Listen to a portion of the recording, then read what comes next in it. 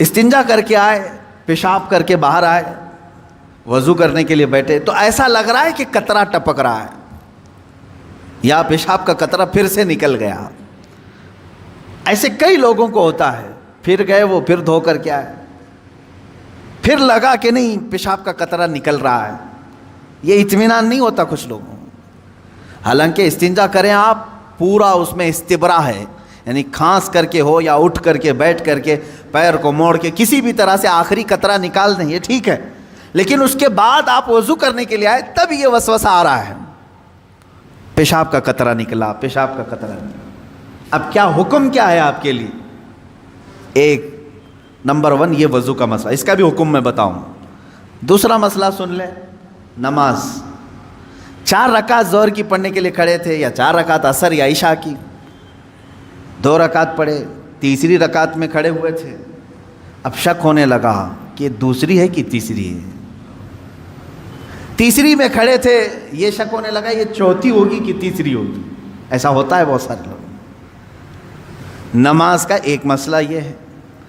آپ وضو کا ہے، دونوں کا حکم کیا ہے اس سے میں آپ کو اپنی زندگی کے متعلق بتاؤں گا. پہلا والا جو مسئلہ ہے پیشاب کے قطرے کا، پہلی مرتبہ ایسا کبھی ہوا ہے تو جاؤ دھل لو. ایک بار ایسا ہوا کہ پیشاب کا قطرہ ٹپکا ہے یا لگ رہا ہے، جاؤ دھل کے آ جاؤ. پھر ایک مرتبہ ایسا ہوا ہے کہ وضو کرنے بیٹھا ہوں، ایسا لگا کہ پیشاب کا قطرہ ٹپک گیا، جاؤ دھل کے آؤ، اور اتنا حصہ جہاں کپڑے میں لگا اس کو بھی دھل لو. تیسری مرتبہ بھی ایسا ہوا ہے، دھل لو. اب اس کے بعد شریعت کہتی ہے اب نہیں جانا. اس کے بعد اب وضو کے لیے اگر بیٹھو گے، تمہیں لگ رہا ہے کہ پیشاب کے قطرے ٹپک رہے ہیں، ٹپکنے دو. تم پانی لے لو ایک چلو میں اور اس جگہ پر چھڑک دو پانی وہاں پر اس کپڑے کے اوپر چھڑک دو. کیوں؟ اس لیے کہ کہا گیا ہے کہ بعد میں اگر تمہیں وسوسہ بھی آنے لگے تو یوں سمجھ لو یہ پیشاب کا قطرہ نہیں بلکہ میرا چھڑکا ہوا پانی ہے، میرا چھڑکا ہوا پانی. اچھا ایسا کیوں کرایا گیا؟ شک تو ہو رہا ہے. سنیں فقہاء کرام نے فرمایا اے بندے تجھے عبادت اللہ کی کرنی ہے. کس کی کرنی ہے؟ اللہ کو راضی کرنا ہے. اور یہ جو وسوسے آ رہے ہیں تجھے، یہ شیطان کے ہیں. اگر تو بار بار اٹھ کر کے دھونے کے لیے چلا جائے گا تو بات یہ ہوگی کہ تو شیطان کی پیروی کر رہا ہے اللہ کو چھوڑ کر کے. یہاں شریعت نے یہاں تک کہا کہ شیطان کی پیروی ہو جائے گی اگر کثرت سے تو کرنے لگ گیا. جب شیطان وسوسہ ڈالا اٹھ گئے، جب شیطان شک ڈالا پھر اٹھ گئے. بار بار اگر خیال آ رہا ہے تو اس پر عمل کرنا جائز نہیں. پانی چھڑک لو اور کہو میں شیطان کی پیروی نہیں کروں گا، میرے مولا کی عبادت کروں گا. دوسرا مسئلہ نماز کا کہ جس میں اگر 3 میں 4 میں شک ہو، ایک بار ہو گیا تو چلو دوہرا لو، 2 بار ہو گیا تو چلو ٹھیک ہے، جتنا یقین ہے اس کے آگے کی رکعتیں پڑھ لو.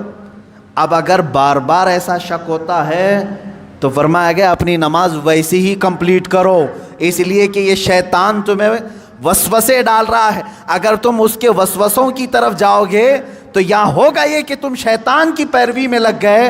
حقیقت میں نماز تو رحمان کی عبادت ہے. آپ سمجھ رہے ہیں؟ یہ 2 مسئلوں سے میں تمہیں بتاؤں گا میرے عزیزو.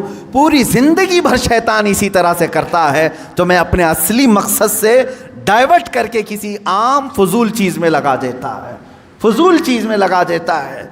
اسی لیے اب جیسے کسی نے اپنے پورے گھر کی فکر میں، اپنی جائیداد کی فکر میں پوری زندگی ختم کر دی، اسے معلوم ہی نہیں کتنے دن رہنے والا تھا، کتنی عمارتیں بنا رہا ہے، کتنی چھتیں قائم کرے گا.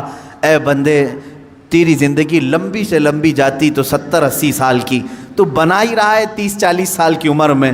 بچے ہیں تیرے پاس 25-30 سال، ان 25-30 سالوں کے لیے تو نے اپنی پوری زندگی جھونک دی، صحت و طبیعت سب برباد کر ڈالی.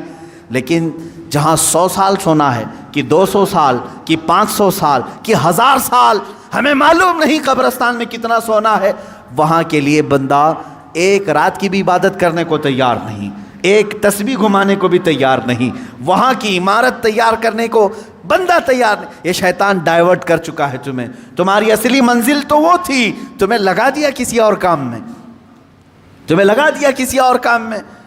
عزیزان گرامی، اسی لیے تو شاعر نے کہا تھا، آگاہ اپنی موت سے کوئی بشر نہیں، سامان 100 برس کا ہے پل کی خبر نہیں، 100 برس کے پلان ہے پل کی خبر نہیں۔ تو شیطان اس طرح سے جو ہر زندگی میں ڈائیورٹ کرتا ہے۔